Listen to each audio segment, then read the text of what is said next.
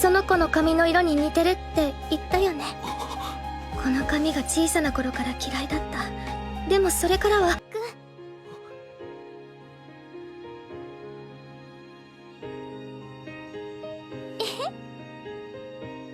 ハイビスカスの花言葉は Can a boy-girl friendship survive? This is such a good show. This is such a good show that it had me remembering tons of stuff that I'll talk about kind of, and I'll sprinkle throughout the anime review. But this was episode number 2, and I genuinely think this is going to be one of those shows to where I don't know if genuine, for real romance will happen, but it's in that, like, you know, sub-romance genre. But I just think that this is so good. I love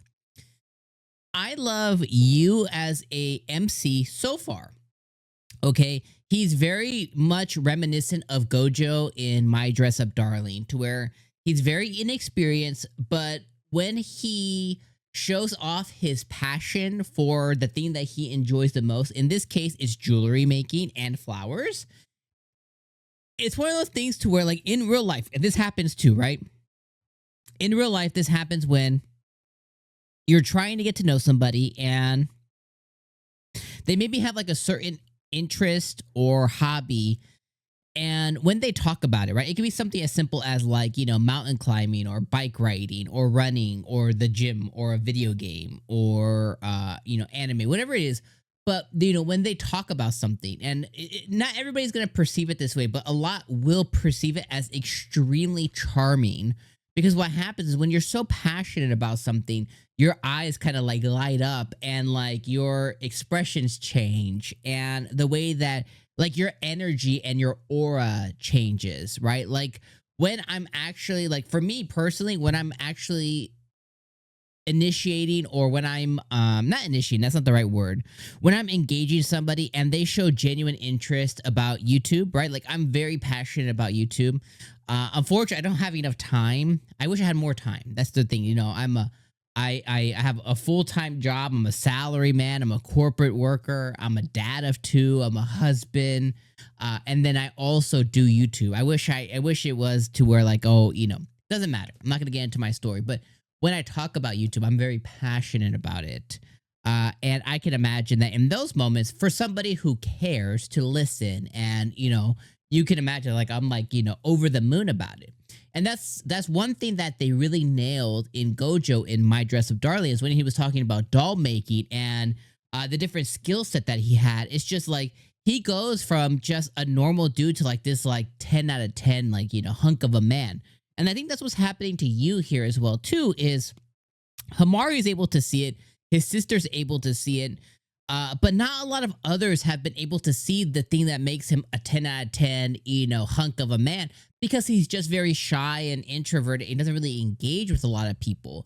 But because Hamari saw it, her ex-boyfriend or whatever it was, you know, his best friend sees it, right? Very, very sassy, spicy guy over there. I think his name's Shinji.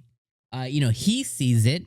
And then you also have now Rion Inamoto or something, whatever, who is a distant, you know, it's a girl that he engaged with before, and she sees it. She sees, like, oh my God, like, he's super passionate about flowers, and like the thing that spurred him to be passionate about flowers was me. Like, oh my God. And then on top of that, you know, when he's making jewelry, like, he loses it, right? He's like, oh my God, these colors and this color palettes and these things, and the nape of your neck. And it's like the way he's talking is like somebody's talking about like their model, or, you know, he's not necessarily, he's very much complimenting her features and her skin tone, and but he's doing it in a way to where it's like he's very much on business, but that makes him extremely attractive. So I just love the way that they have been writing him, and or when I say writing, I mean like physically writing. I like the way that they are writing him, and the way that they're conveying him as a MC.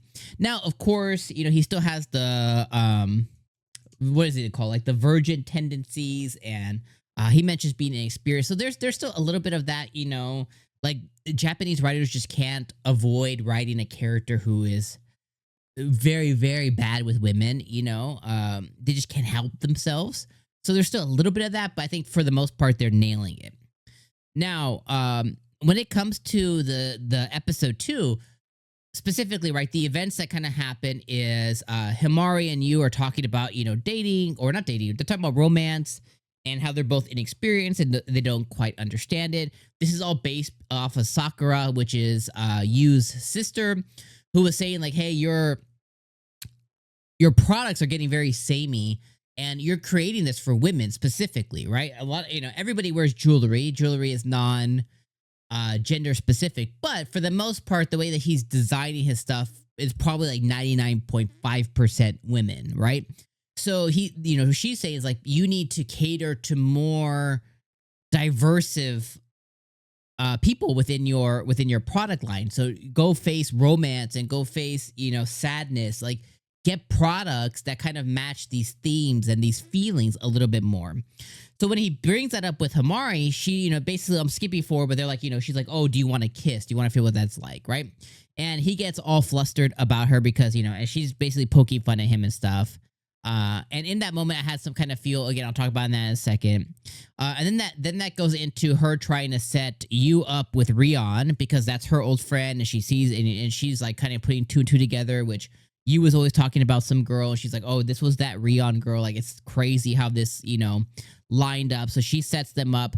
They go out on a day date, and she basically leaves you and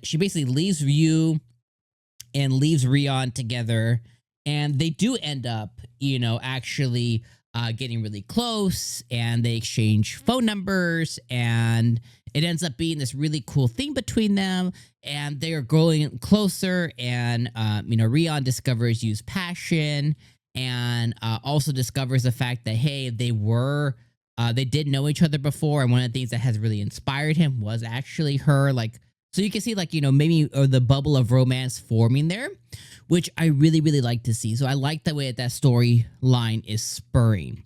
Now, the wrinkle in that is Himari starting to realize her feelings, throughout this whole thing. And if you guys see that I'm just posting a ton of just images back to back to back, you're not seeing my face because my camera keeps turning off. I don't know why. I have like 4 cameras, but I have to redo my whole entire setup before I can actually plug them in, which is super annoying, which I just haven't done. Anyways, but like, Himari at the end of the episode is getting like real. She's starting to get in her feels of like, oh, like, is this the right thing that I should have been doing? They actually didn't need my help. And what are my feelings about you and stuff like that? And I'm going to stop there and just say, like, this got me to feel the feeling. And when I say when an anime makes you feel a feeling, it's doing something really well. And that is frustration. Because in my own life, I remember specifically, like this made me remember a girl in my own life way before my wife. Years and years and years before my wife. And like most men, 99.9% of men, you get to know a girl because you are attracted to her. It's very rare. One or two things happens. It's you get to know a girl from just from a man's perspective. So all my ladies out there, like, this is just a man's perspective. But 99.9% of men, and if they say otherwise, they're liars, they begin forming a relationship with a girl, friendship, whatever, but it's because they're attracted to them. They like them, whether it's just appearance or whatever it is. Typically, it's appearance first, but they like them. And if it's not that, it's because the girl pursued first, and then that's what spurred the friendship or whatever.